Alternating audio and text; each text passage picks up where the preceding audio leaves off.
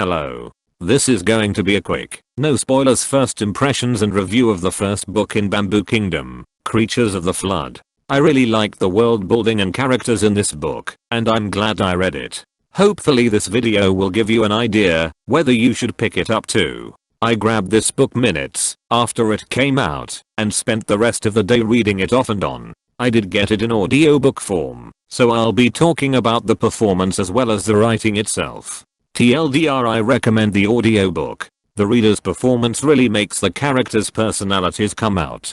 On to the review. I'll do a TLDR here as well, in case you just wanna know whether to read it or not. My answer, probably. This is very Bravelands. Why? If you liked Bravelands and don't mind some samminess between plots, read this. If you really didn't like Bravelands, this is not the book for you. If you like animals building cultures, new words, and naming conventions around their natural behaviors, you'll like this. Story-wise, the strongest parts of this are that world building and the characters. The plot wasn't as strong because they had to set up a lot, but there are so many great personalities in here. If you like critter fiction, unless you really hated Bravelands, you should give this book a try.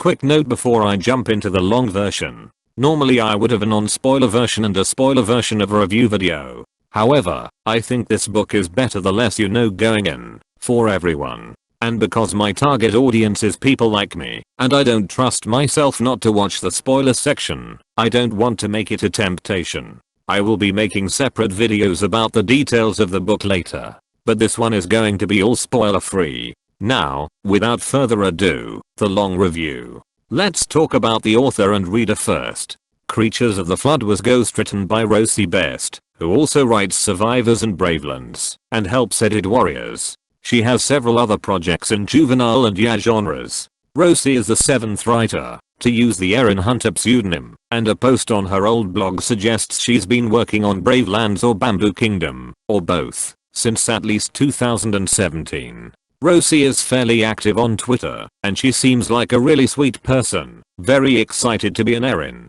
based on her tweets. Honestly, I'd love to interview, or even meet her someday. I'll look into it. Creatures of the Flood is read by Lily Ricciardi, who has read over 40 audiobooks on Audible. She's also a stage and screen actor. Her performance is really fun in this book. She really brings out the personalities of the characters, and she makes expressive decisions that go beyond what the text says. Her voice and effect remind me of Beth May from the Dungeons and Daddies podcast, which just made the whole thing that much more delightful. In a normal review, here's where the plot synopsis would go. This time, let's just talk about the blurb and how you shouldn't read it until after you've read the book. There are some mystery elements that work better if you go in cold. If it's too late and you've already read the blurb, my condolences. Try to forget everything. For this, all you need to know is there are 3 protagonists, named Rain, Leaf, and Ghost. As the cover suggests, the story largely follows pandas and a tiger. I will say no more. The writing itself is pretty solid.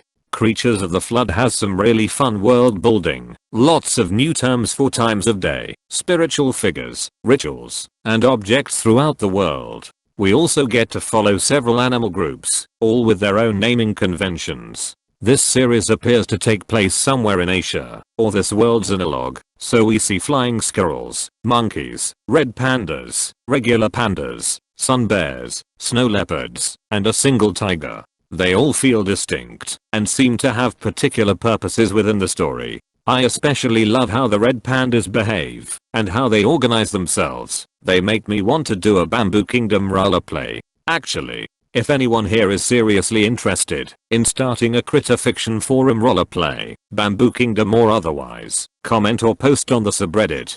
If I find enough interested people, I think I'll actually make a site for it. I've also been playing with the idea of doing a multi-fandom roleplay that mashes a whole bunch of worlds into one, but I'll have to talk about that later. We're in the middle of a review here. So, writing. Yeah, Bamboo Kingdom has the same author as some of the Bravelands books, and it shows. They both feature animal groups living in tension-filled proximity, charismatic yet suspicious leaders, and themes of faith and spirituality. I thought there were a lot of similarities in plots too, though Bamboo Kingdom will probably go different directions in future books. Honestly, I thought the plot was pretty meh in this book. It felt pretty samey compared to the beginning of Bravelands, and nothing too gripping happened. It could just be that I've been obsessively reading every Aaron Hunter book this year, though, and so I'm well familiar with the tropes they use. This book has to establish a whole world and set up a lot of future events, so it just doesn't have time to be all that interesting on its own. On top of that, it has to tell 3 different stories in not that many pages. It's no wonder the plot wasn't great. Hopefully it will pick up in future books. Now, characters are easily the highlight of this book. I loved all of the protagonists and several supporting characters. Leaf felt a little weaker. We didn't really get to know her as well. However, her sidekick is my favorite character in the whole book. So all 3 perspectives were a joy to read. Lily Ricciardi really brings out the personalities written into these characters' thoughts and dialogue, and I had a few laugh out moments at Rain's snark. We also got some really sweet moments, and an antagonist who is being set up as either deliciously complex or utterly hateable. I'm incredibly excited for either possibility. Alright, that's it, that's the review. Other than the story, I really liked this book. It wasn't groundbreaking, but it was a fun ride. If you like Bravelands or you want to read Asian wildlife, give Creatures of the Flood a shot. I'm sure I could do a better conclusion paragraph, but I'm hungry, so I'm just gonna go. Thanks for watching. Go hug your stuffed animals.